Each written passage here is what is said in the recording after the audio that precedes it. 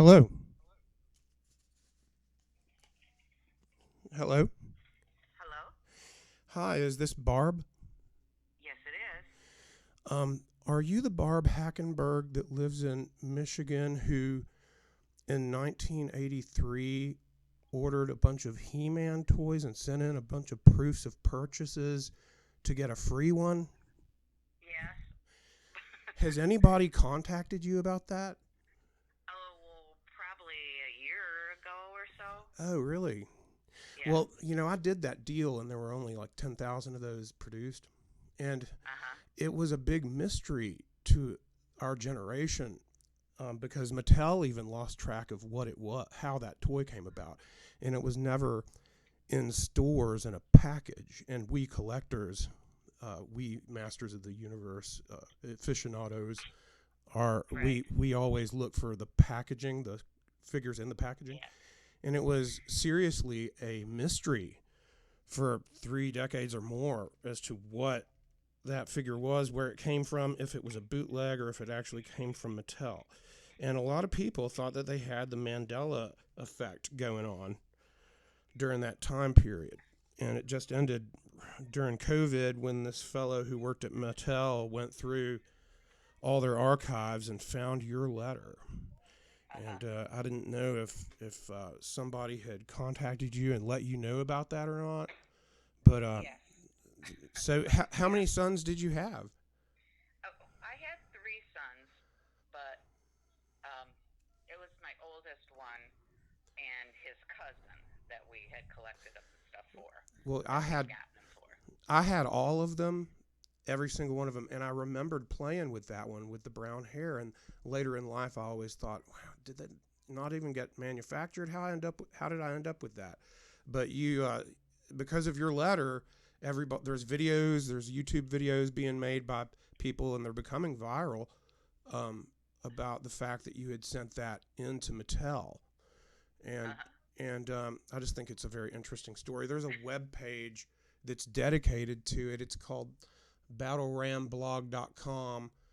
Savage He-Man, the most mysterious man in the universe, and everybody called him Wonderbread He-Man because they thought it was a part of a Wonderbread offer. But that was in 1988 or 87, and it was for a deck of cards. It had nothing to do with an action figure. Uh-huh. And so I thought that I would call you and thank you for solving the mystery and laying. Well, well, glad to do it, but at that time I was just trying to protect my babies. Yeah, I get it. And you know that thing? It's worth like it's $4,500. It's over $4,000. And I was like your son. I rejected it. I didn't like it. I thought that it was not as good as the factory line that was in stores. And it Uh-huh. seriously came to your house in a plastic bag, like a clear plastic bag that was inside of a brown cardboard box. But Uh-huh. so I'm making a video of my phone call to you while I'm on this web page for the Savage He-Man. Do I have your permission to upload it to YouTube? Yes. Okay. I thought it was really really cool, a really interesting story, and that was something through my childhood that I was like, was I crazy or did I have a He-Man that had brunette hair? I think Right. I did. I think I remember Yeah. playing with it, and now it's the Yeah. most rare and collected one. Even though kids rejected it, Yeah. they didn't like it. Yeah. My nephew and because the first time somebody contacted me, I called them, and they both remembered it, but yeah, nobody has it anymore. No, yeah, nobody does. Some people are selling it for $4,000, $5,000. I'm showing the picture of it right now. The way it came, it actually came with two weapons. They were like red in color. He didn't have any armor on, and that you actually mentioned that in your letter. And Uh-huh. so I just think it's the coolest story. Thanks for doing that. I know you didn't think Yep. that 38 years later you'd be hearing from somebody about it, but Right. all right. Well, Yeah. you have a great day. All right. And you can look up Battle Ram blog if you want. My YouTube channel, this video will be on is Snarf23 on Okay. YouTube. And All right. thank you very much. Have a great All day. right. All right. Bye. Thanks. Bye. Bye.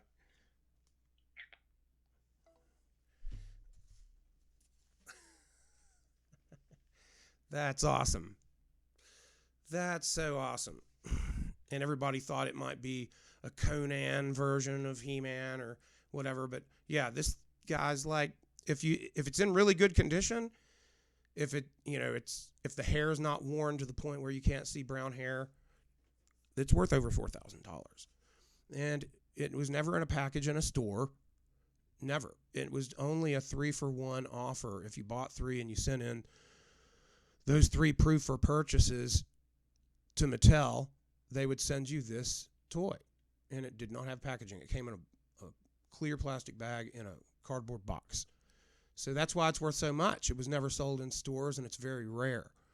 And there was a lot of speculation as to whether or not it was overproduction of Prince Adam that was brunette-headed, and there was a confusion as to whether or not it was him because the cartoon came out in '84 and this offer was in early '83, and the cartoon came out and he was blonde, and everybody said, Prince Adam's blonde at Mattel because Filmation made the cartoon, and they said, oh man, we had a bunch of brunette-headed Prince Adams. What are we going to do now?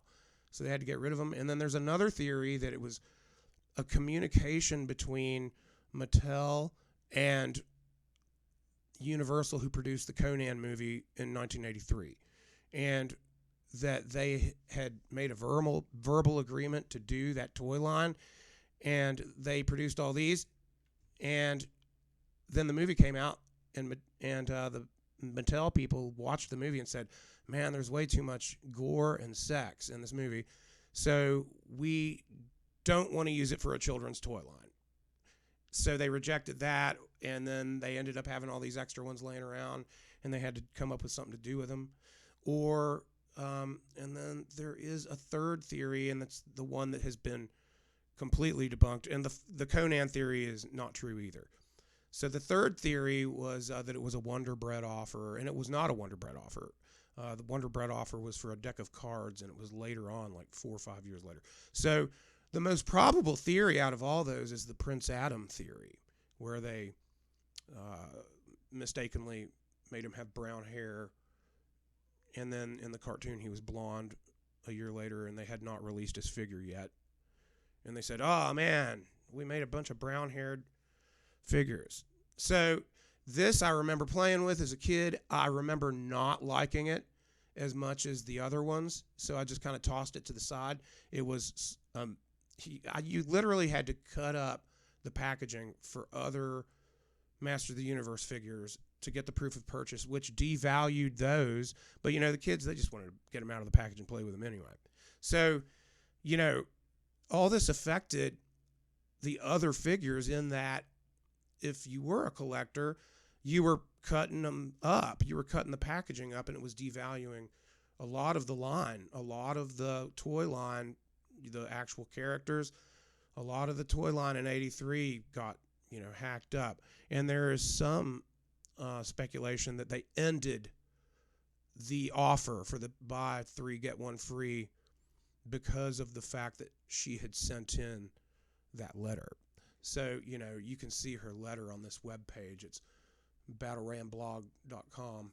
And one of the guys who works for Mattel is the guy who found all this information. So, pretty cool, huh? Totally crazy. Where's her letter? It's down here somewhere. I don't think my computer's keeping up with there's a whole bunch of information on this webpage. Okay, here we go. Here's her letter, and then the people from Mattel were communicating back with her.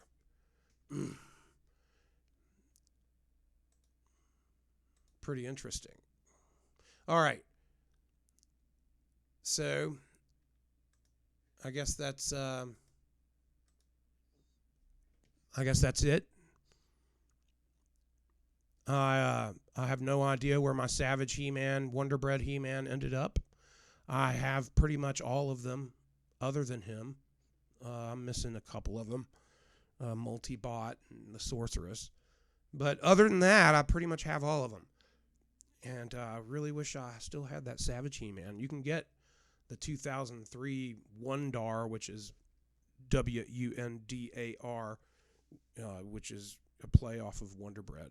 and they kind of adopted the Wonderbread thing at the Master of the Universe. People were asking the corporate people at Mattel at one point what this brunette-headed He-Man was, and even they didn't know because so much time had gone by, and some of them, I guess, had left Mattel, and nobody knew, oh, we don't know where that came from. So kids couldn't remember because they were too young to remember a 3-for-1 offer. Moms and dads couldn't remember probably because it had been so long.